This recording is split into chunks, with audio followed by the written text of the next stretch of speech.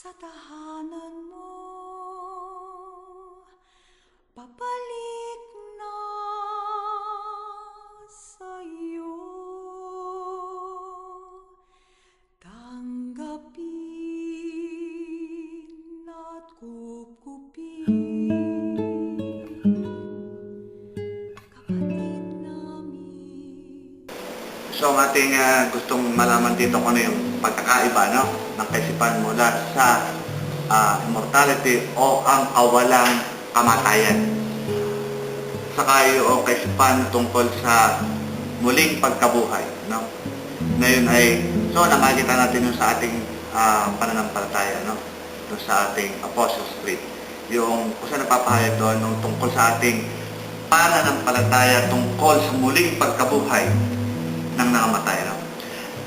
Yung kaisipan tungkol sa immortality o kawalang kamatayan sa o muling pagkabuhay, may pagkakaiba, pero sila ay may kaugnayan sa isa't isa, no? Una, ang kawalang kamatayan, ito tumutukoy tungkol sa kaluluwa. Yun ang pangunahing kaisipan. Kawalang kamatayan ng kaluluwa, kung saan ito ay katangian ng kaluluwa ng tao, na ito ay walang kamatayan pagkatapos na ang katawan lupa ay mamatay. So yun ay katangian ng kaluluwa, the immortality of the soul. Yun namang muling pagkabuhay ng namatay. Doon ay makikita natin ang kanyang pagkakaiba sa kawalang kamatayan, sapagkat sa muling pagkabuhay ng mga namatay, doon ay magkakaroon ng buhay na walang hanggan ang kaluluwa kasama ang katawang lupa. So yun ang kanilang pagkakaiba. Subalit ang kanilang kaugnayan sa isa't isa ay nadoon sa buhay na walang hanggan.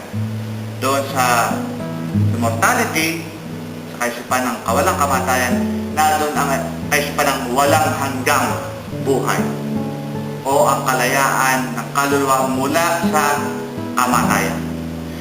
Doon naman sa muling pagkabuhay ng mga patay, nandun din yung kaisipan na pagkatapos ng buhay, itong mga namatay, no?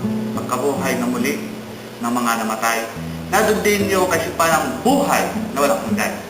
Subalit kasama doon ang katawang lupa.